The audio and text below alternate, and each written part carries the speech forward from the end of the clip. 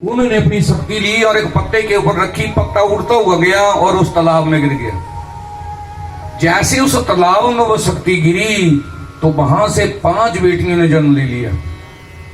कितनी बेटियों ने? 5। लेकिन ये भोले शंकर को ही पता था, पार्वती को बिल्कुल पता नहीं था। अब भोले शंकर रोज अपनी बेटियों से मिलने के लिए जाते। क्या बन गई थी वो? नागिन। 5 नागिन बन गई थी, तालाब में से पैदा हुई तो 5 नागिन बन गई, वो सांप बन गई।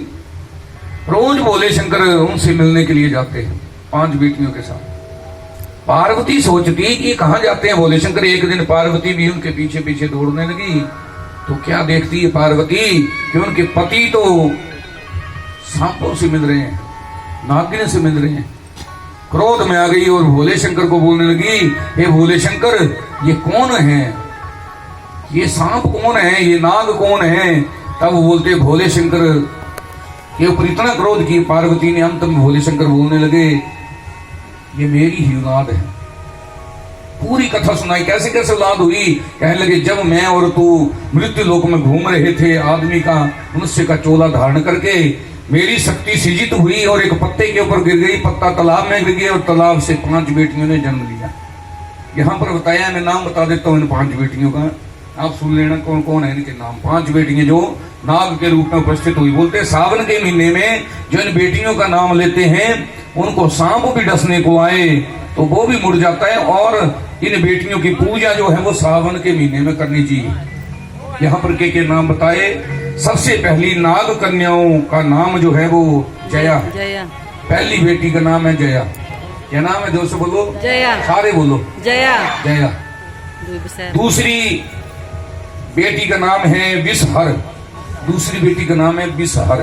क्या नाम है? जोर से बोलो। विषहर। विषहर। कौन नाम ले लेंगे तो खड़ा रहना। विषहर। क्या नाम है दूसरा? विषहर। तीसरी बेटी का नाम है सामलिवरी। और चौथी बेटी का नाम है देव। और 5वीं बेटी का नाम है तोतली।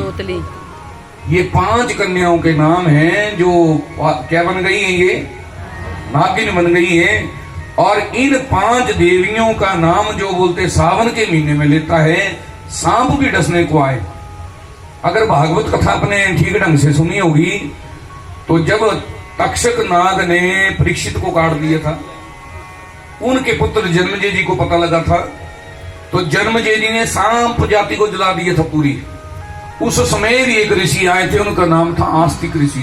क्या नाम था? जोर से बोलो। आस्तिक ऋषि। बोलते आज भी अगर आस्तिक ऋषि का नाम ले, सांप डसने को आए तो वापस हो जाता है, क्योंकि जितनी भी सांप जाति को जलाया है उनका नाम है आस्तिक ऋषि।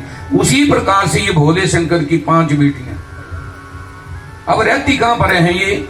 बोलते भोले शंकर को बड़ी प्यारी है। कभी भी भोले शंकर के शरीर पर देखोगे तो आप 6 नाग लिपटे रहते भोले शंकर के शरीर पर। कितने? 6 नाग। कभी भी देखना कहां कहां पर होते हैं आप सभी जानते। तो भोले शंकर के गले में है। 2 हैं, एक नहीं है। वो एक नाग है और एक नागिन है। 2 कंधों पर है, यहाँ पर है 2। देखोगे कभी ठीक ढंग से भोले शंकर का। 2 आगे हैं और 2 पीछे हैं। 4 ये और 2 वो। 6 जो हैं वो इतना प्रेम करते हैं भोले शंकर इन अपनी बेटियों से। 5 बेटियां और 3 बेटियां, 8 बेटियों से प्यार करते और 2 पुत्र गणेश और कार्तिकेय जी से भी कम प्यार नहीं करते। इसलिए पूरे कितने हो गए? सारे पूरे परिवार के सदस्य हो गए 12। इसलिए ज्योतिर्लिंग भी 12 हैं। और जो 12 ज्योतिर्लिंगों में जाकर के भोले शंकर के धाम के दर्शन करते हैं उनके जन्म जन्मांतरों के पाप कट जाते। बोलती है पार्वती पति। कुछ चीजों का हमें पता नहीं होता है, जैसे शिवरात्रि का आपको पता नहीं